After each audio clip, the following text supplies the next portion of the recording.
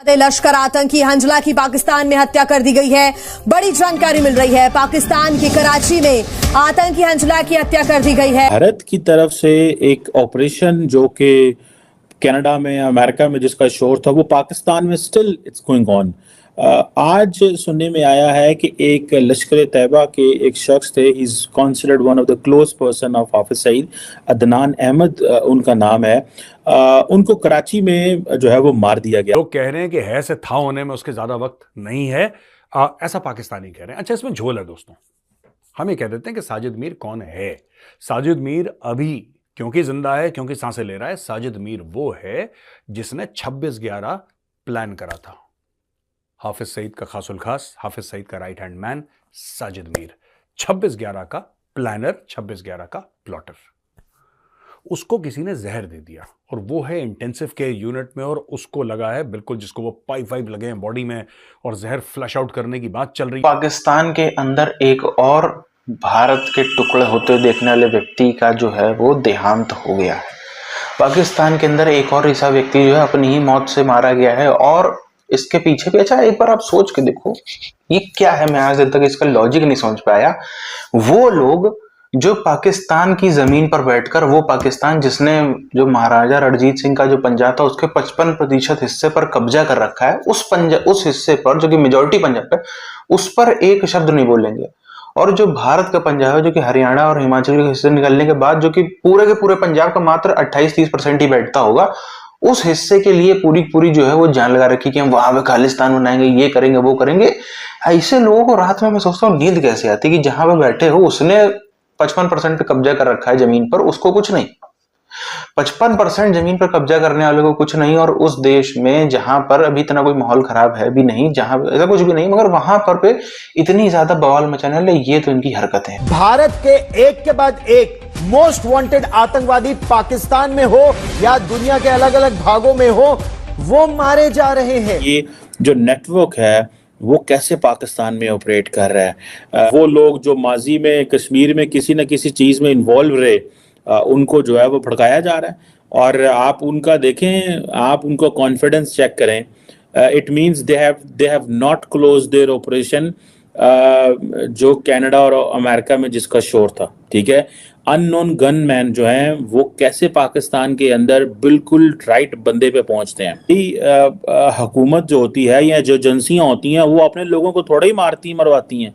हुकूमत जिसे वो कहते हैं ना कि वो उसका ये काम तो नहीं है कि अपने लोगों को मारे। हुकूमत की जॉब ये होती है, या इंटेलिजेंस एजेंसीज की जॉब ये होती है कि उनका काम ये होता है कि अपने लोगों को प्रोटेक्ट करना। सो ये जो शख्स है, इसको जो मारा गया है कराची के अंदर, ये एक जिसे वो कहते हैं ना, और ये मेरा ख्याल है 3 दिसंबर को किया गया है। Absolutely no what's where the people are. Hafiz Saeed के लोग कहाँ पे हैं, वो क्या कर रहे हैं। इट मीन्स कि there are people who are insiders who are telling them, maybe जिसे वो कहते हैं ना, वो जो अंदर कोई लोग होंगे इन ग्रुप्स के अंदर। कई दफ़ा ग्रुप्स के अंदर लड़ाइयाँ हो जाती हैं, so they share the information for sake of money. America में भी देखें, रॉ ने जो किया है वो उन्होंने पैसा लगाया। $1 million is not a money for a state. $1 million क्या चीज़ होती है पाकिस्तान के हिसाब से? वो 30 करोड़ रुपया, 30 करोड़ रुपए की क्या वैल्यू है? एक प्लॉट है, उसकी कीमत 30 करोड़ रुपया होती है। But the damage, the terror you create, उसकी जो वैल्यू है वो बहुत ज्यादा है। And then particularly when you kill people who are of value, when you have target who have some history, then they're associated with the people who have affected and impacted and who have been influential।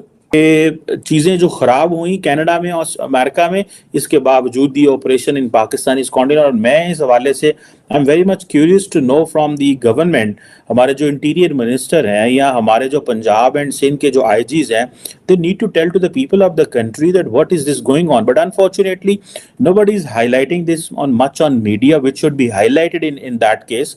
इसको highlight करना चाहिए। भाई कहाँ पे हम खड़े हुए हैं, हम कहाँ पे खड़े हुए हैं, हम क्या करने जा रहे हैं। एक सवाल है जिस सवाल को इन माय अंडरस्टैंडिंग समझने की ज़रूरत है।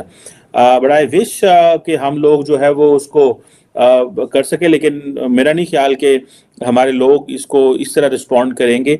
हमारे लोग इसको किसी और तरीके से रिस्पॉन्ड करेंगे, and that could be definitely tit for tat भी हो सकता है। वो टिट फॉर टैट नॉर्मली जो डीप स्टेट्स होती हैं वो और तरीके से ऑपरेट करती हैं। भारत इसकी खोज में भी था। इसके ऊपर $5 मिलियन का रिवॉर्ड भी है।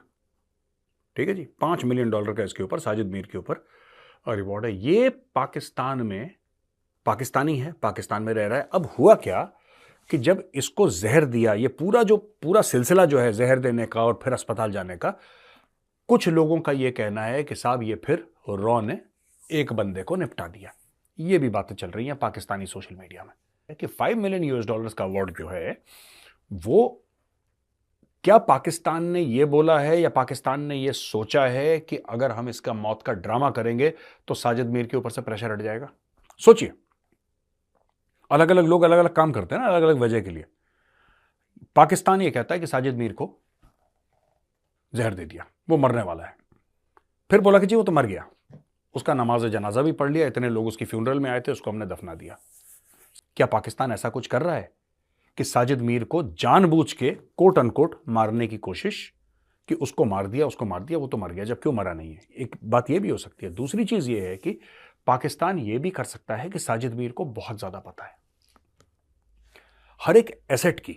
जो भी एसेट होगा ना, उसकी एक शेल्फ लाइफ होती है। आप बाजार से दवाई भी लेंगे, उसमें एक्सपायरी डेट होती है ना।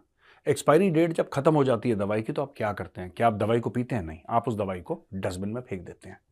क्या पाकिस्तान को यह लग रहा है आज की तारीख में कि जो हमारा कल एसेट था, जो लायबिलिटी है, यानी कल जो हमारे लिए बहुत अच्छा था, आज वो बोझ बन चुका है हमारे ऊपर? अब ये कंपनी की नौकरी तो है नहीं कॉर्पोरेट की कि एचआर ने बुला के फायर कर दिया उसको, या बॉस ने बुला के बोला यू आर फायर्ड। ऐसा तो होता नहीं है भाई, ये तो आतंकवादी हैं। तो इनके साथ क्या चक्कर रहता है आतंकवादियों के साथ कि ये या तो जाके किसी और तंजीम में ज्वाइन कर लेंगे, या फिर अपना मुंह खोलते हैं, ये बोलते हैं कि अच्छा ये आईएसआई वाला फलाना, इसने हमें ट्रेनिंग दी थी, 26/11 में पाकिस्तानी आईएसआई पूरी तरीके से इन्वॉल्व है, ये भी कह सकता है। जो इंटेलिजेंस की दुनिया है उसमें ऐसे काले कारनामे होते रहते हैं। तो अभी फिलहाल पाकिस्तानी जो सोशल मीडिया वो कह रहा है कि भारतीयों ने खिला दिया जहर, और भारतीयों का ये मानना है कि यार ये खुद ही अंदर से कुछ दांव पेच कर रहे हैं। या तो उस बंदे को किसी ने जहर नहीं खिलाया, टोटली फेक स्टोरी है ये, टोटली फेक स्टोरी, या फिर इसको ठंडा करने का पाकिस्तान का पूरा प्रोग्राम है। लोग ये कह रहे हैं कि इमरान खान ने झूठ बोला, ऐसा उस साफर में कुछ लिखा ही नहीं था। अब होती है बातें यार डिप्लोमेट्स के बीच में, मैं मना नहीं कर रहा, होती हैं यार, आई वी डिसएग्री विद, अरे ऐसा थोड़ा ना होगा, हम ये कर देंगे, ऐसी बातें होती हैं। और उसका साइफर बना के भेजा जाता है, उसके ऊपर डिस्कशन होता है कि कितना सीरियसली लें, क्या था, क्या ये मैसेज था। इमरान खान ने एक डिप्लोमेटिक साइफर को एक इलेक्शन स्टंट बता दिया, और पूरे this man can't be trusted, I think he is deranged. ये थोड़ा अनहिंज्ड टाइप का आदमी है इमरान खान, क्योंकि किसी भी चीज को, अब इसकी सरकार, ये देखिए ना, इसने कितना बड़ा चूरन खिलाया। मैं साइफर केस को छोड़िए, वो तो जब होगा, इसने कितना बड़ा चूरन खिलाया पाकिस्तानी कौम को इमरान खान ने। पाकिस्तान के अंदर अब ना सिर्फ भारत विरोधी जो आतंकवादी हैं वो मारे जा रहे हैं, बल्कि ना सिर्फ मारे जा रहे हैं, अपने कारणों से भी लोग निपट रहे हैं। अब उसमें खालिस्तानी आतंकवादियों का भी जो है वो नाम शामिल होने लगा है।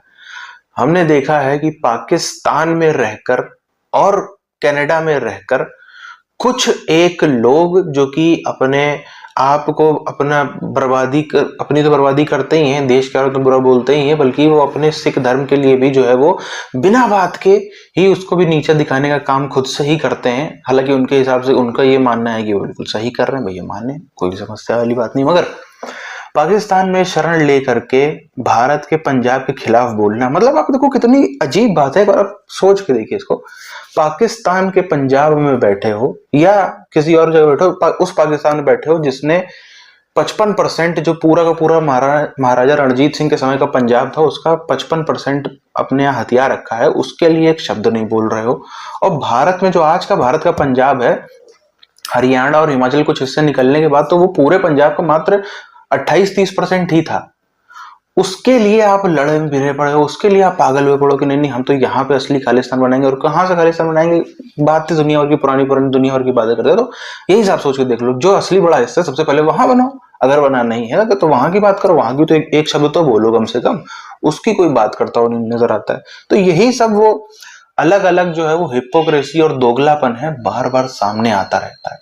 अब कुछ खास ऐसा किया भी नहीं है। आप देखेंगे तो सिर्फ और सिर्फ खालिस्तानी मूवमेंट भारत में जिस तरीके से फैल भी रहा है, तो क्या होगा, चंद मंदिरों के बाहर खालिस्तानी नारे लग जाएंगे, नारे लिख जाएंगे, चंद कुछ इधर उधर हो जाएगा, कुछ लोगों को भड़का देंगे, जो सिख समाज के भी लोग जो खिलाफ जाएंगे खालिस्तान के, उनके खिलाफ भी हो जाएंगे, उनके ऊपर भी जो अटैक चालू कर देंगे, दुनिया भर में इंडियंस के ऊपर अटैक चालू कर देंगे। यही सब चीजें, इसके अलावा और कुछ करा भी नहीं है।